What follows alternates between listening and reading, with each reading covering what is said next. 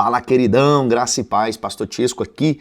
Hoje é o nosso dia 24 da nossa leitura anual da Bíblia e a nossa leitura hoje está em Lucas 18, versículo 18 até o 43, Gênesis 31 e Salmo número 24. Então vamos para Lucas capítulo 18. Nesse trecho de Lucas 18, vamos ver ensinamentos profundos sobre a salvação, vamos ver o que é necessário para seguir Jesus e vai contar também um episódio onde Jesus ele cura um cego em Jericó. A partir do versículo 18 até o versículo 30, vai contar aqui uma história do jovem rico e a dificuldade dos ricos de entrarem no reino do céu. Um líder que era rico, ele pergunta para Jesus o que ele deveria fazer para herdar a vida eterna. E Jesus fala com ele que ele deve guardar os mandamentos, e o homem responde que ele já cumpre isso desde que ele era jovem. Mas só que Jesus então faz um novo desafio para ele. Fala assim, vende tudo que você tem, distribui aos pobres e me segue. Aí o homem ele ficou muito triste porque ele era muito rico. Então Jesus comenta que é difícil para os ricos entrarem no reino de Deus, comparando com um camelo passar pelo fundo de uma agulha. E isso a gente vê no versículo 25. E aqui nesse episódio tem uma curiosidade. Essa agulha mencionada aqui em Lucas capítulo 18, versículo 25, também ela vai ser relatada nos evangelhos de Mateus, capítulo 19, 24, e Marcos, capítulo 10, 25. E essa questão da agulha, esse versículo ele tem gerado assim, debates teológicos ao longo da história para entender o que exatamente Jesus queria dizer quando ele fala de agulha. E eu vou falar aqui 3 possíveis interpretações para isso.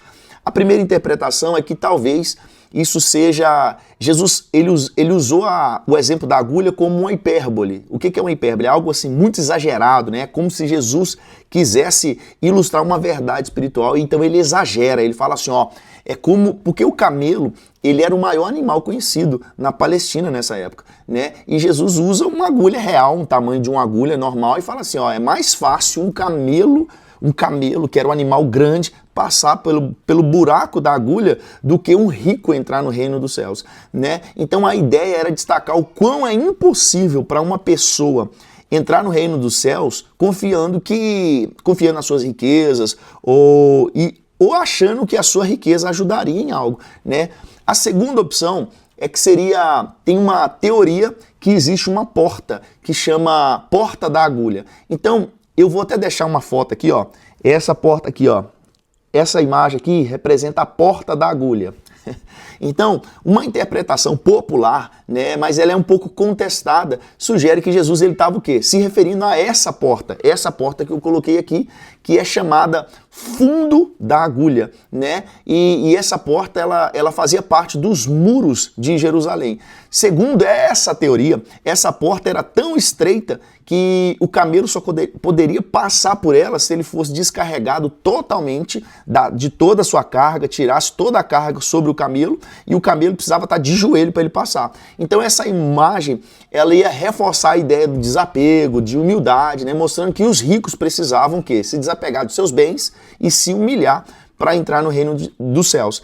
E a outra possibilidade seria um erro na tradução grega, porque existe uma teoria, né? Uma das possibilidades é que a palavra grega para camelo, ela é camelos no grego. Só que existe uma palavra para corda grossa que chama camilos. Então pode ser que Jesus queria dar um exemplo assim, igual essa imagem aqui, Jesus quis dar um exemplo que uma corda como essa aqui era difícil passar no buraco da agulha, né? Só que na hora de tradução de camelos, que era uma palavra camilos, e essa corda grossa, aliás, camelos, a palavra era camelos, porém a corda grossa era camilos. Então tem essa possibilidade de ter um erro de tradução. E isso faria com que a leitura, se tivesse um erro de tradução aqui, ficaria assim, é mais fácil uma corda grossa passar pelo fundo de uma agulha do que um rico entrar no reino dos céus.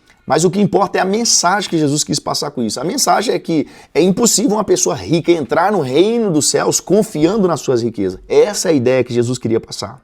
Os discípulos ouvindo ouvindo isso, então eles perguntam, quem então pode ser salvo? Né? Aí Jesus fala assim, o que parece impossível aos homens é possível para Deus. Aí os discípulos fazem menção, mais específico, Pedro menciona que os discípulos deixaram tudo para seguir Jesus. E Jesus fala assim, ó, e Jesus, com essa resposta de Pedro, Jesus promete uma recompensa, tanto nessa vida quanto na eternidade.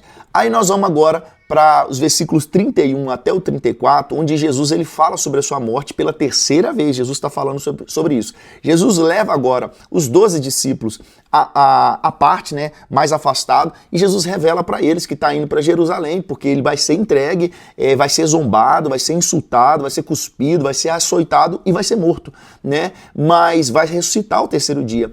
Os discípulos não entendiam o significado dessas palavras que Jesus estava falando com eles. E isso se dava ao fato de que os discípulos esperavam um Messias político, alguém que libertaria Israel do jugo de Roma. Então eles esperavam um político. Aí Jesus chega falando assim, não, eu vou ser morto. Né? Então essa mensagem de Jesus que ia ser entregue, cuspido, açoitado e morto, os discípulos não entendiam muito bem sobre isso. Agora, a partir do versículo 35 até o versículo 43... vai narrar a cura do cego em Jericó. Então, à medida que Jesus se aproximava de Jericó, um cego que estava assentado à beira do caminho clama por Jesus, gritando assim, Jesus, filho de Davi, tem misericórdia de mim.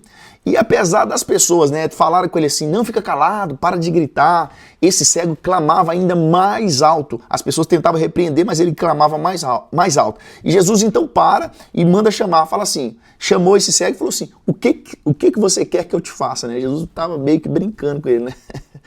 Jesus fala assim, o que você quer que eu te faça? O cego falou assim, eu quero ver.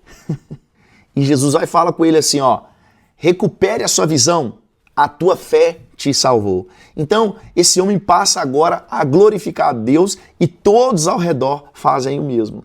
E o cego, ele apelou para filho de Davi, tenha misericórdia de mim. Filho de Davi era um título messiânico de Jesus, reconhecendo Jesus como herdeiro prometido do trono de Davi. Então o cego, quando ele insiste, o cego ele não se intimidou com as críticas, né? E ele clamou com fé, mostrando a sua determinação em buscar Jesus e aquilo que Jesus tinha para ele, que foi a cura e a salvação.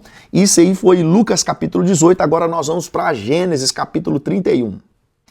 Agora em Gênesis capítulo 31, vai descrever para nós a fuga de Jacó da casa de Labão, seu sogro, junto com a sua família, com seus rebanhos, e vai mostrar um conflito que surge quando Labão ele descobre isso e começa a perseguir Jacó. Então no versículo 1 até o 16, vai mostrar onde Jacó decide partir de Harã. Jacó ele percebe a hostilidade dos filhos de Labão, né, porque os filhos de Labão começaram a ter inveja da prosperidade de Jacó, e Jacó também vai notar que Labão já não tratava Jacó como de costume, né? Então Deus fala com Jacó, Jacó, é hora de você partir daí, sai e volta para a terra dos seus pais. Então, e Deus promete, eu vou estar contigo. Então Jacó chama Raquel e Lia, né, suas esposas, no campo e explica para elas que Deus falou com eles e que Deus o abençoou para que ele saísse dali, né? E elas concordam em partir dali e ir embora com Jacó.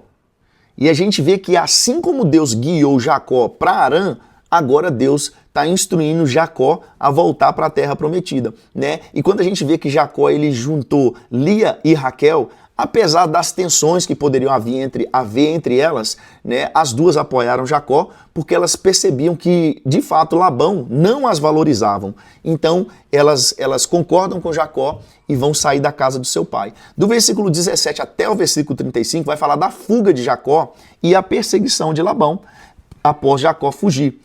Então Jacó ele foge secretamente, né? Ele sai escondido junto com a sua família e com seus bens. Raquel, sem o conhecimento de Jacó, ela rouba ídolos do seu pai Labão, né? E que era ídolos domésticos, a Bíblia vai falar. Ela pega, rouba e leva junto com ela.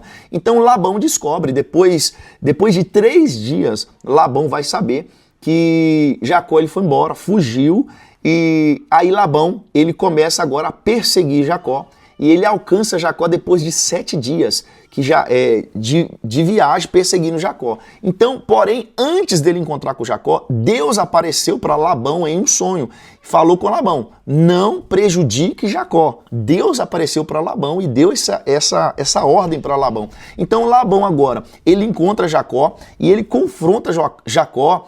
Ele vai falar assim, o que você fez? Você saiu, levou minhas filhas, levou meus netos e ainda roubou o ídolo na minha casa. Aí Jacó vai e começa a falar assim, nós não peguei nenhum ídolo seu, pode procurar entre os meus pertences. Então Labão agora começa a procurar no meio dos pertences de Jacó para ver se ele encontra o ídolo. Só que Raquel, a Bíblia vai falar que ela escondeu o ídolo, ela se assentou sobre ele e mentiu que ela estava no período menstrual dela, né? E ela falou assim, meu pai, eu não posso me levantar agora, porque eu estou nos dias da minha menstruação. A grosso modo era isso que ela falou. Mas só que o ídolo, ela estava sentado sobre ele, escondendo do seu pai. E esses ídolos que Raquel levou eram ídolos, em hebraico, eram terafins, que eram objetos de culto que representavam proteção e herança familiar. Talvez Raquel os roubou por superstição ou talvez para reivindicar algum direito à herança, já que o seu pai não dava valor para elas, né? Então Raquel, ela enganou Labão, que era o seu pai, e isso reflete a falta de fé dela, porque ela confiou em ídolos ao invés de confiar no Deus de Jacó. E agora do versículo 36 até o 55 vai haver uma aliança entre Jacó e Labão. Agora Jacó, ele confronta Labão, né, expressando a sua frustração com Labão, porque Labão foi injusto com ele por 20 anos de trabalho. Jacó falou assim, cara, você mudou meu salário 10 vezes. Então Labão reconhece que Deus abençoou Jacó e ele propõe um acordo, né? Eles fazem um pacto de não prejudicar um ao outro. Então eles erguem ali um pilar como testemunho dessa aliança e oferecem ali um sacrifício. Então Labão se despede de suas filhas e netos e ele retorna para casa. Então assim, nesses 20 anos de serviço, Jacó trabalhou 14 anos por suas esposas e mais 6 anos para adquirir o seu rebanho. Algo curioso é que no versículo 49, quando ele fala assim, que o Senhor vigie entre mim e ti, não era um desejo de comunhão de fato, era uma expressão de vigilância mútua, porém mostrando que eles desconfiavam um do outro. Então essa aí foi a leitura de Gênesis capítulo 31, agora nós vamos para Salmo número 24. Salmo 24 é um salmo atribuído a Davi e ele celebra o Senhor como o Rei glorioso e Criador de todas as coisas, né? Ele vai destacar que quem pode entrar na presença de Deus, ele vai exaltar a soberania e vai anunciar a chegada do Rei da Glória. Então do verso 1 e verso 2, Deus é apresentado como o Criador e dono de tudo, né? O salmista, o salmo vai declarar, né, que do Senhor é a terra e tudo que nela existe, pois ele fundou a terra sobre os mares e estabeleceu sobre as águas. Isso enfatiza que Deus é soberano sobre toda a criação. No verso 3 até o verso 6, inicia uma pergunta, quem subirá ao monte do Senhor? Né? E ele responde, somente quem tem mãos limpas, coração puro e não é falso ou desonesto. Essas pessoas receberão bênção e justiça de Deus e buscarão sua face. No verso 7 até o verso 10, o salmista termina com uma convocação triunfal, porque ele fala assim, ó, levantem-se, ó portas, abram-se os portais eternos para que entre o Rei da Glória. O Rei da Glória aqui é identificado como o Senhor forte e poderoso e o Senhor dos exércitos. Essas portas e portais, elas podem representar os portões do templo ou mesmo os portões celestiais. E quando fala assim a expressão Rei da Glória, esse título aponta para Deus como soberano absoluto. E para muitos cristãos é um prenúncio da entrada triunfal de Jesus em Jerusalém. Então essa foi a nossa leitura do dia 24, nos vemos amanhã no dia 25. Só vem, queridão!